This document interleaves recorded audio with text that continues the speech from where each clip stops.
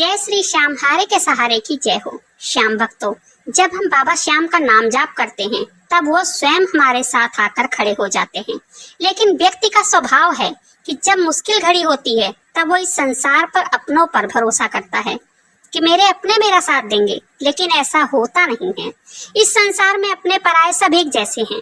जब आपका अच्छा समय होगा तब सभी लोग वही आएंगे और कितने भी खास क्यों ना हो, लेकिन जब बुरा समय आ जाता है ना तो वही लोग अपने साथ छोड़कर चले जाते हैं। बहाना बनाने लगते हैं, लेकिन भगवान कभी हमें छोड़कर नहीं जाते। जब इस संसार के सारे दरवाजे बंद हो जाते हैं तब एक ही दरबार खुला होता है, वो है हारे के सहारे का द्वार। महान संतजन हमेशा कहते हैं कि जो भरोसा संसार पर आप करते हो वही भरोसा अगर भगवान पर करोगे तब प्रभु हर मुश्किल चीजों को आसान बना देंगे। आज एक और बाबा श्याम के चमत्कार की सत्य कहानी आप सबको सुनाने वाली हूँ, जिसको सुनकर आपको भी बाबा श्याम पर विश्वास और बढ़ जाएगा। और चमत्कार को सुनने के लिए वीडियो पर अंत तक बने रहें और वीडियो पसंद आए तो वीडियो को लाइक करें, अपने सब्सक्राइब जरूर से करें ऐसे ही बाबा श्याम के चमत्कार को सुनने के लिए। तो दोस्तों, आजकल लोग कर्ज से बहुत परेशान हैं। कभी न कभी किसी न किसी काम के लिए तो कर्ज लेना ही पड़ता है।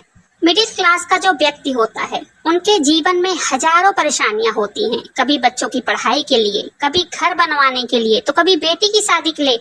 लेकिन वही कर्ज जब बढ़ता चला जाता है और कम होने का नाम ही नहीं लेता है तो व्यक्ति के जीवन में अंधकार के सिवा कुछ नहीं बचता है। 24 घंटे उनके दिमाग में बस यही चलता है कि कर्ज मैं चुकाऊं तो चुकाऊं कैसे। आज की कहानी भी ऐसे ही एक व्यक्ति की है जिन्होंने अपना नाम बताने से मना किया है। उन्हें जीवन में कहीं का रास्ता नहीं दिखाई दे रहा था कि वो करें तो क्या करें। जीवन जीने के लिए पैसा बहुत जरूरी होता है। अगर आपके पास पैसा ना हो तो अपने भी साथ छोड़ जाते हैं। तो इनका गांव यूपी के जौनपुर में है और ये काम के सिलसिले में गाजियाबाद में रहते हैं। यहाँ ये नौकरी करते हैं। यहाँ पर इनकी बीवी और 2 बच्चे रहते हैं। साथ में इनके गांव में इनके माता पिता, एक छोटा भाई, उनकी पत्नी और उनके 3 बच्चे और 2 बहनें हैं। उनकी शादी हो गई है, वो अपने घर चली गई हैं। इनकी उम्र 40 साल की है। ये कहते हैं कि मैं 15 साल से नौकरी कर रहा हूँ। तब से मैंने काम करके अपने बहनों की शादी की, भाई की शादी की। यहाँ तक कि इनके पास छोटी छोटी बातों के लिए भी फोन आता था। बच्चों के दूध के पैसे जैसे भेज दो, खेतों में अनाज बोने के लिए पैसे भेज दो, माँ बीमार है, पापा बीमार है, दवाई के लिए पैसे भेज दो। हर चीज के लिए गांव से फोन आता। ये पैसे भेजते थे क्योंकि घर में सबसे बड़े थे। ये करे तो क्या करे, इनके भी बच्चे पढ़ते थे। ये दोनों जगह का खर्चा उठा नहीं पा रहे थे। यहाँ इनके बच्चे भी सरकारी स्कूल में पढ़ रहे थे। वो कहते हैं ना, जो कोई करता है ना इंसान उसे ही उल्लू बनाता है। छोटे भाई ने इनसे कहा, भैया मेरी दुकान खुलवा दो, मैं भी अपना काम करूंगा, अपने बच्चे पालूं। तब इन्होंने कहा कि ठीक है।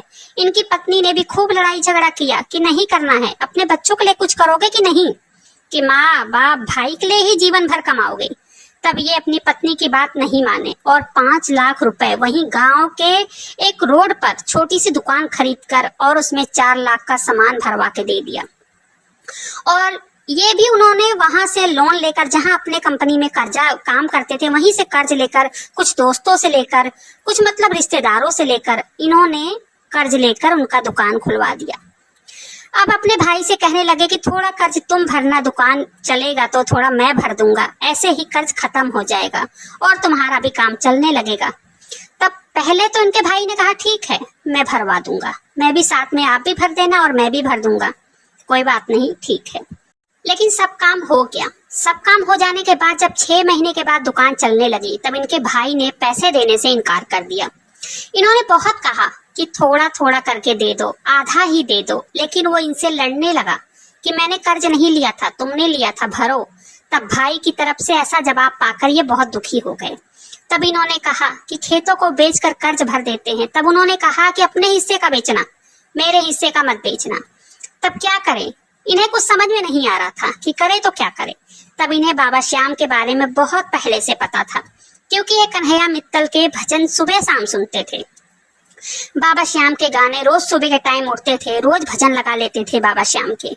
तब ये उनसे प्रार्थना करने लगे कि हे बाबा, मेरा कोई सहारा नहीं है, सबने मेरा साथ छोड़ दिया है, जिसके लिए मैंने इतना किया वो भी मेरा दुश्मन बन गया, अब मैं क्या करूं। तब इन्होंने एक बार खाटू जाने का प्लान बनाया इनकी पूरी फैमिली खाटू धाम गए और वहां जाकर इन्होंने दर्शन किया। इनके एक दोस्त ने वीआईपी कार्ड अपना इनके व्हाट्सएप पर भेज दिया था।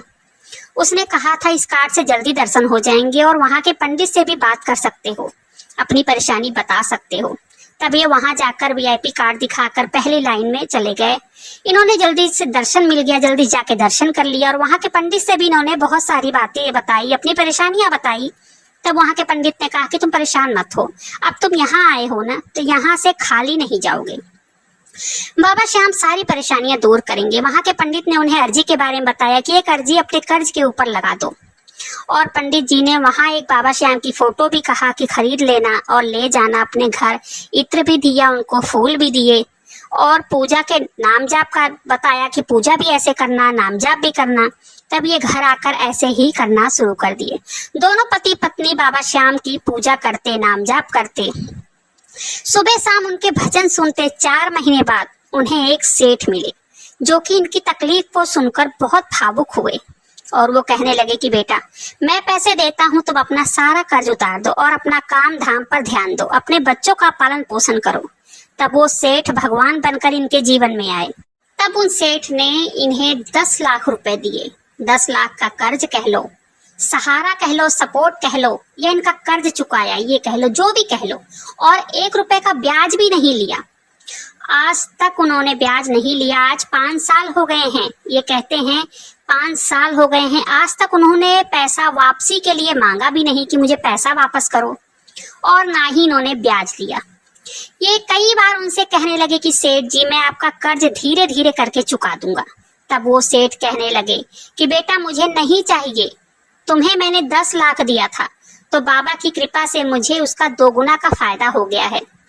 तो बाबा श्याम किसी न किसी रूप में अपने भक्तों को दुख से बाहर निकाल ही देते हैं और उनकी लीला को कोई समझ नहीं पाता है। ये लोग आज भी बाबा श्याम की पूजा करते हैं, नाम जप करते हैं। तो इनकी सत्य कहानी यहीं पर समाप्त होती है। अगर वीडियो पसंद आए तो वीडियो को लाइक करें, अपने ही